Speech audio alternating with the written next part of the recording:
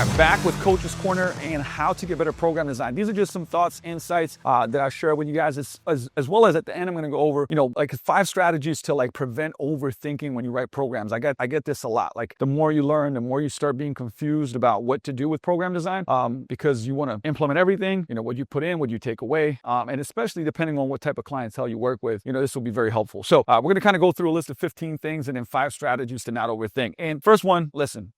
I got a couple of coaches now that are in the first phases of their career, and thing I say is volume matters. At the beginning, I remember when I started, I was writing an absolutely insane amount of programs every month. I mean, we're talking about 100, and it's like a lot. From group training programs to small group programs to athlete programs, you name it. So write a lot. And at the beginning, if you don't have a lot of clients, one of the things I'd advise you to do is family member wants to lose body fat, write them a program. You got a friend that wants to get, their kid wants to be more athletic. They're 15 years old, write them a program, right? You got somebody that's beat up and stuff and wants to move better, write them a program. So just write a lot of programs, because through volume, you're going to get feedback loops. Oh man, this worked well, this didn't work well. So beyond the study of it, I think this very important factor is learning from people that are doing it in the real world, right? Like going through what I call the cookbook. Be a cook first, not a chef, meaning, hey, if you go through my system, Mike Bull's system, Eric Cressy's system, and you work through it, that's the cookbook, right? Write those programs, get feedback loops, and learn. So that's important. The other thing that's important is the wide variety part, right? Like I'll get a lot of coaches that go, I want to train athletes. And I say, train everybody, train as many people as possible, right?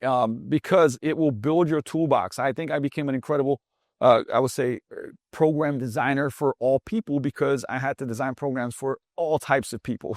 So meaning if I get athletes, I'm better because of that, because I had to, program for people in wheelchairs, fused spines, I would say kids, older people, injured people, prehab, rehab, fat loss, strength training, you name it, right? And so the wide variety is like become a great generalist before you become a great specialist. So again, a lot of volume, right? I think a lot of people wait to get, to write programs versus just like going out and like helping people that, want to get a result. And it's like, yeah, you're doing it for free, but really what you're doing is you're building your skill set. So important factor.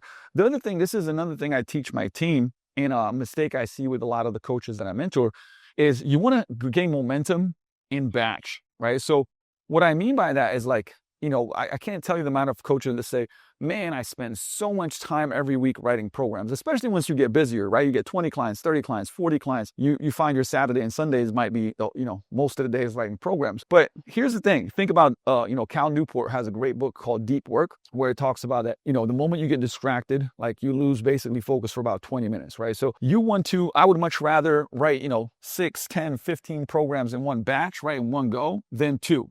So instead of like Monday morning, I write 2 programs, I'd rather have, Tuesday I'm writing 10. And I actually have, now the coaches can pick and choose, but for example, right, if Monday and Friday are proactive and reactive communication with clients, right? And I won't dive too much into that, but meaning like proactive means like you reach out to clients, reactive means you answer clients, and those are your days. Tuesday, Thursday, Sunday, or maybe it's Thursday and Sunday, you write programs, right? And instead of doing 2, it's like you have blocked out time, 90 minutes, 2 hours, and you write 10, 12, 15 programs. And actually cuts down the amount of time you write, because you get momentum, you're already in a program design mode, right? And it's not like a couple here and there, because it's like you really end up, I would say, spending 3-4 times the amount of time than if you just batch and gain momentum. All understanding, and this is, 21 years plus into, I would say, coaching, this is still a big factor, right? Like that I talk about. It's a science and an art, right? It's not like, hey, this is the science, check, and this is exactly how you write the program. And the thing about like the this or that, like you can have 2 coaches that get an incredible result, and you say, hey, what exercise did you use? Well, I used the deadlift from the blocks. Oh, I used the trap bar deadlift. Both athletes got stronger. Both people got stronger. Hey, we did a front squat. Oh, I used the pendulum squat because we have it. And it's like, so, again, this or that, but what they both did was use principles, because what is not smart is like, hey, I have a post-shoulder rehab 61-year-old client, and I'm doing a behind the back barbell military press. Like, that's not a smart idea. Like, we're sticking to some principles, but there's a science and an art. And part of the art is, again, what can the person do? Not just what's optimal, what can the person do, right? Fitting into their anatomy, past training goals, injury history, but also what's their preference, right? I've trained a lot of extremely high-level elite athletes that will say, hey, I don't like that exercise. It doesn't sit well with me, right? And I might have programmed it, and guess what? We're going to change it up. So again, there's a lot of different ways to get to the same goal if we use principles. Principles, like I said, methods are many, principles are few, methods change, principles never do. Nice little poem and rhyme if you want to remember that. So it is a science and art, which is why I highly encourage you to study the greats, be around the greats, ask them questions, see how they do things, like get context behind how they do things. Okay, this one, once you've learned, so let me read number 4. Resets can be a game changer, but don't let them take over your session. I remember when I started, learning about PRI and DNS and all these different things about positional resets, positional breathing, things of that nature. And I started using them a lot, and I started using them a little too much. And I, kind of pulled back, because you can do 1 or 2 different things that basically help get air in the right places, position your pelvis and so on and so forth. But then, hey, go do your, I would say, dynamic warm-ups, and then use strength exercises to strengthen those positions. And I'll give you an example of, what is, for example, 2 quick positional breathing as examples. One might be here, where we're going to go tuck the pelvis, pull the hammies, activate the hammies, reach to get that rib cage down, lift a little bit, and exhale.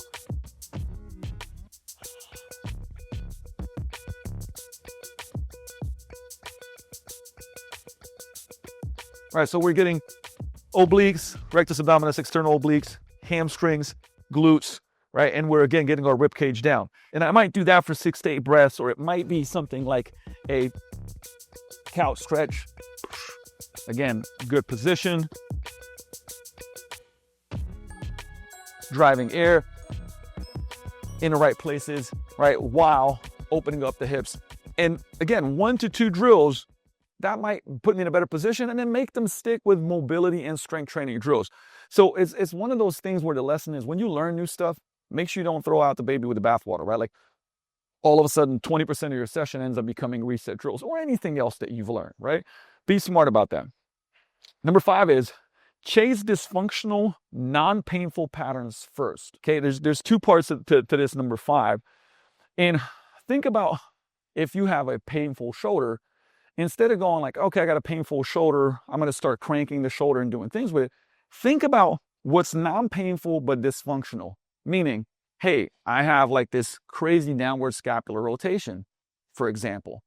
Could I roll out the lats, roll out the pec minor, subclavius, back of the shoulder, right? So now I'm releasing that, and then do some wall slides, because wall slides are going to do what? I'm going to get upward rotation and then downward positioning of that scapula, right? So those are dysfunctional, non-painful. And if I do those, I'm going to move my shoulder better, right? So it's a very high return on investment, where if we can understand what's dysfunctional but non-painful, and we can get that movement pattern better. And that's why, somebody comes in, this is where they can get their shoulder to, but all of a sudden, we do some soft tissue work, we do some positional breathing, get air, apical expansion here, right? Some upward, I would say, wall slides. And all of a sudden, they go from here to here. Okay, now we might be able to go strength train and do a landmine press, right? And then strengthen that pattern. So chase dysfunctional, non-painful movements first. And then second, find areas where passive range of motion exceeds active range of motion.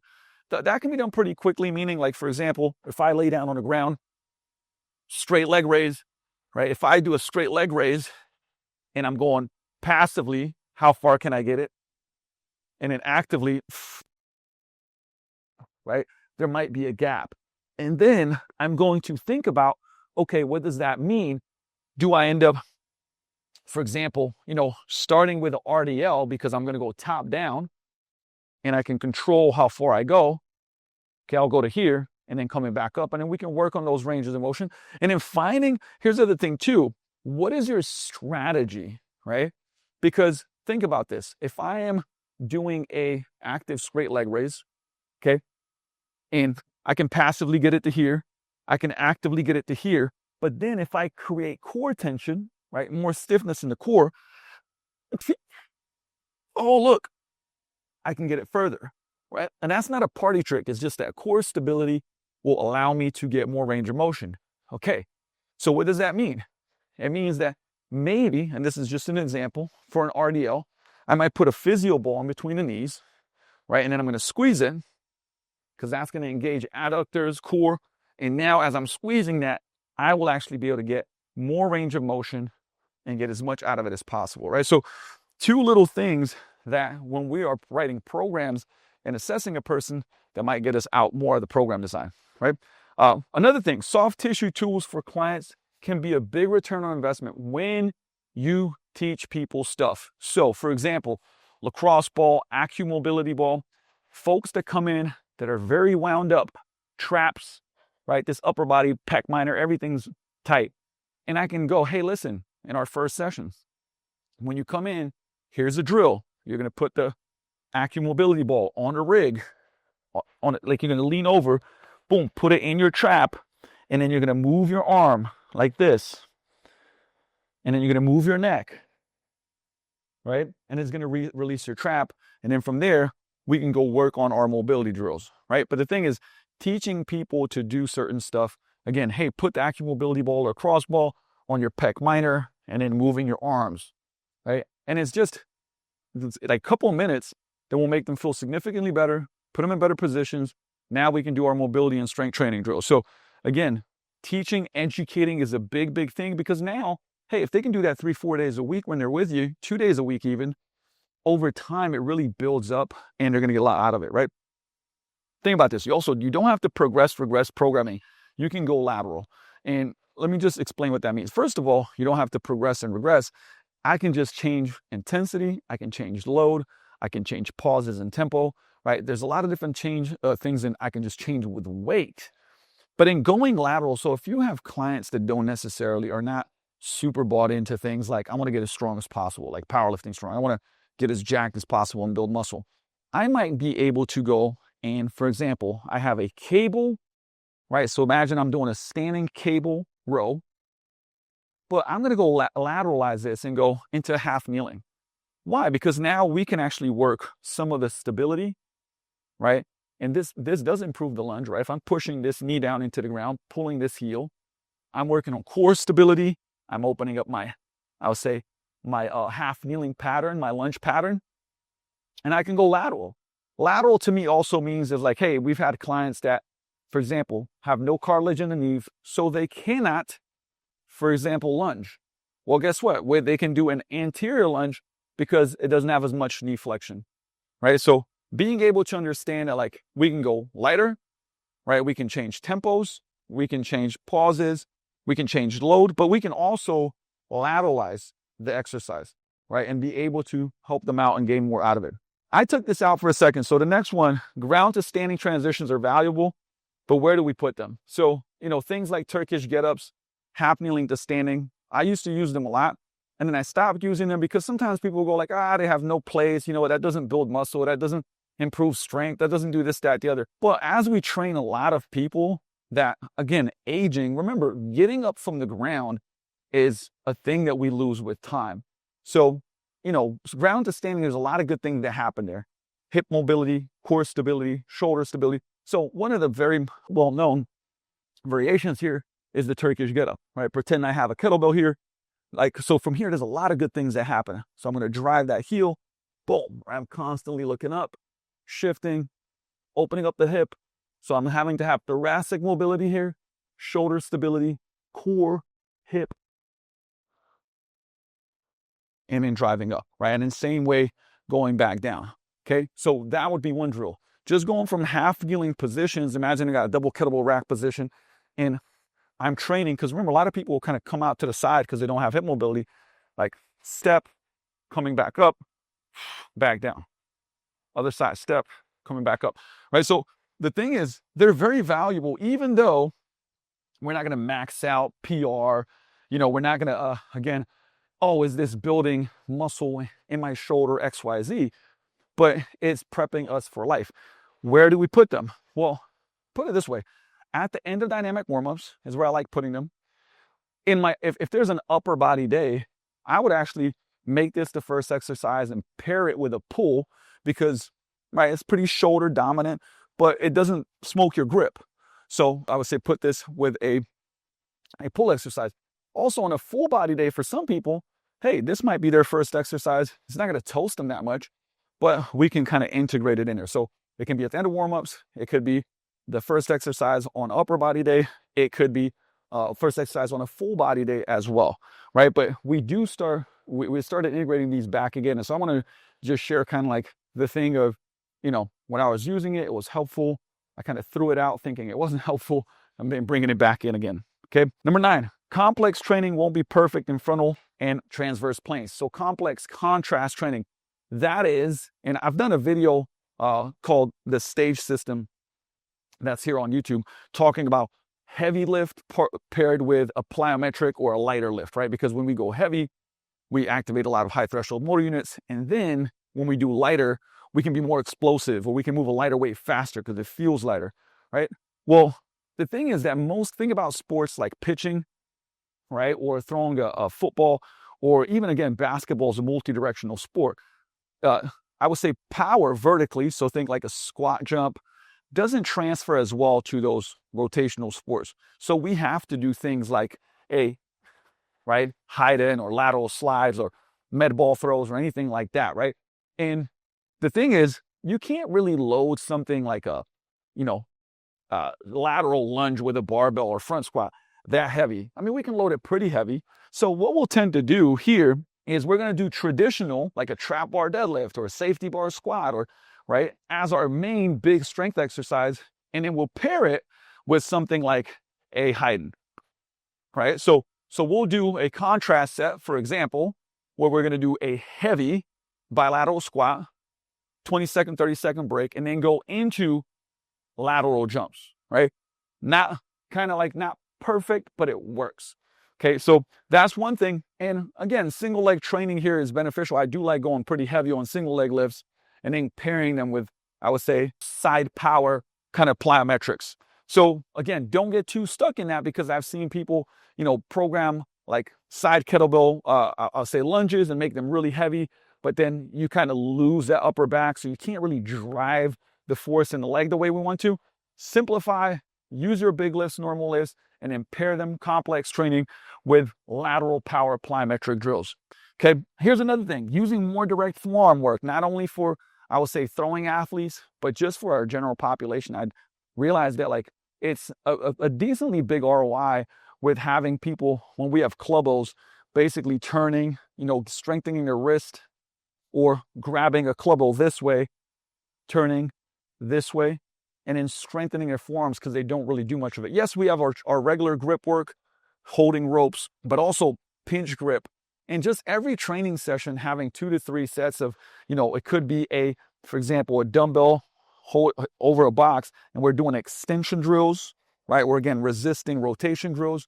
And I found that like that for a lot of folks get very, very either stuck here in flexion, right, with their wrists, and then just strengthening this pattern does a lot for them because their wrist pain goes away. A lot of times it fixes a lot of their elbow stuff. Again, I have a video that is all around wrist strengthening exercises, but we are starting to do direct forearm work through those drills. And I found that grip improves, wrist issues improve, elbow issues improve, and it doesn't take a lot to plug it in into that kind of beginning or end of that training session, right? Then the warm-up should build context for strength and power work that follows. So for example, if we're going to do some type of overhead work, having drills that open up the thoracic spine, improve my overhead flexion. So it might be, right, I'm up against the wall doing an overhead flexion drill. So it's specific, right? I might be doing windmills, opening up. I might be doing overhead flexion drills. I might be doing I would say, bottoms up farmer's walk, or say waiter's walk with the kettlebell overhead, because that's the work that I'm going to be doing, right? Same thing on a squat pattern or anything else. Make it specific. A lot of times I see warm-ups where the drills are not matching what somebody is going to do later, right? So again, if I'm going to do, I would say lateral power drills, I probably want to open up the adductors right on the ground. So it could be this where we're here in this drill, right? And then we're working on thoracic rotation, open up the adductors. Again, doing a 90-90 drill of on the ground where I'm gonna get an internal rotation of that hip, because when I do my drills, I'm going to get into that hip and I'm gonna need that internal rotation, right? So just look at what you're doing and say, hey, what are the drills that are gonna improve that movement? It's gonna give me more range of motion, stability, and warm up that pattern that I'm later on doing. This seems like a smaller thing, but I don't see it done enough. Making sure, number 12, most important work early in the session. So again, if the most important work is, for example, even core, guess what? Plug it in after the warm-ups. If it's speed and power, that's where it should be. If it's strength, that's where it should be. Don't push things that are important like further on down the line. If, for example, if it's single leg strength, then maybe the first exercise for strength should be a single leg strength exercise, right? So when you're the freshest, and remember, the fatigue is the enemy of skill. So we want to be fresh when we want to develop certain properties and not push them down further, right? And then here, for most people that want to be an athlete for life, using combo exercises to be more efficient, more athletic. Our clients, maybe we have 50 minutes, 60 minutes after warm-ups, to be able to do the things that we want to do. So it might be something like a landmine squat and thrust, right? It might be that I'm in a Bulgarian split squat position, right? And doing a row. So after my big lift, I'm going to do a combo exercise to be able to get more athletic and work on a couple of different things because of time constraints. And again, my KPI lift, remember, what's most important is going to be early on in the session. But sometimes we might have to compromise. And because I want to maintain somebody's athletic ability, we're going to plug those things in. Okay, so last couple here before we go into some, I would say, tips on not being overwhelmed by program design is using pre-work to address most pressing issues. Now, pre-work to me is like after warm-ups, we've got pre-work because then we have strength, metabolic, and cool down, right? So pre-work is, even for general populations, is like athletes being athletic. Sure. So those are things like med ball throws. Those are things like plyos, right? Box jumps, depth jumps, sprints, agility. But it also may be they need to work on hip stability, right? Catching the ball, working on this stuff, okay? And again, for a general population client that has stability issues, this might even be fun. Like, hey, I have them one-on-one, and they're going to catch a tennis ball, throw it back to me. They have to correct it, catch it with the left, catch it with the right, right? So again, athletes being more athletic. And the other thing that, like, if we have a couple of different drills, one thing that happens a lot, the athletes try to rush through things, right? So imagine I have a med ball throw and a box jump, but they just want to make it a circuit. Well, guess what? I might do a med ball throw, and then I'm going to do a overhead flexion, or maybe a wall slide in between, right? For 5-6 reps, lift off. So it's going to slow them down, still work on things that they need. So that's going to be our filler. And then they're going to go into the box jump. And after the box jump, maybe they're going to go and do some inhibition on the hip flexors and just do a hip flexor stretch before they go back, right? So again, pre-work is like, what do we need to work on? And sometimes that's not just power, speed, this, that, and the other. It might be some type of hand-eye coordination or other things that they need to work on stability. And then slowing them down by plugging other things in, right? And what I've done, and this is like a long time ago, I learned this from Eric Cressy, is making warm-ups more efficient. And like, nobody's like, oh, I can't wait to do warm-ups. Not most people, right? Especially athletes. And so you don't have to sell them as much. We go like this. All the exercises that are ground-based first, 99 hip position, adductor mobility drills, crawling position drills. We're going to go from there to standing stationary stuff, right? So think about wall slides, band pull-aparts, shoulder cars, anything like that. And then we're going to go to standing moving, your squat to stand, your Spider-Man lunge, your high knees, your so on and so forth. So it's just, people don't go from up to down, right? They just go from basically from ground-based to standing to moving, right? And that way it keeps the flow efficient and smooth. And last but not least, because again, like, these are some things that you can look at when you write programs. They'll make you better, faster, more efficient at writing great programs. And, people constantly say that they get overwhelmed with it. So one of the things to do is like, hey, identify the biggest rocks and just circle them. Like, what are the things that this person needs a lot? circle those things so those things are always in the program. Hey, this person needs to move better. Okay, great. We're going to work on all these mobility drills and make sure that their movement patterns are good. I'm going to pick the right exercises that they can do, and they want to get stronger. Great. What exercises can we push them on because they have good ranges of motion, right? They also want to improve power. Great. We want to make sure that's there. So we're circling that so we don't miss out on the things they need the most, right? Think quality movement first. Don't have them doing any drill where they just can't move well, right? So you're going to find exercises. Maybe it's a static lunge, but they're going to be supported on something. They have a dumbbell kettlebell here. Like, this looks good because they have some stability. Great, right? So they have to move well in exercise, and they don't add exercises where they don't move well, period, right? Remember, you may never use all your tools. As you learn more, like, I've seen coaches try to plug in all this stuff that they know, but they don't need to. Your general population client, they need the basics. You're not going to do some, contrast complex training and be able to do rate of force development with output and all this other stuff that you know. And that's okay. Like, there's going to be a person you're going to use that for, but just know some tool in the toolbox, a lot of times many tools in the toolbox, you won't need to use them. Like I said earlier, make sure you batch your programs. I can't emphasize this enough, because when you do, first of all, you'll be in a groove of writing programs. And second of all, again, like, you get more creative, you get more programs done faster, time efficient wise, and it's top of mind. And always build on the previous program. I always look at the previous program or previous programs that I've had when I write the new one, because I'm like, oh, this is what we've been working on. This is what's progressed. This is what this person wants to achieve. And it's a lot easier rather than starting from a blank slate. So these are a lot. Well, it says 15 plus 5 tips on program design. Again, not all, but some things that I've learned over time from different, I would say, people in industry and I've now used and we use here at Vigor Ground. So make sure you plug them, integrate them into your own program design and make it better.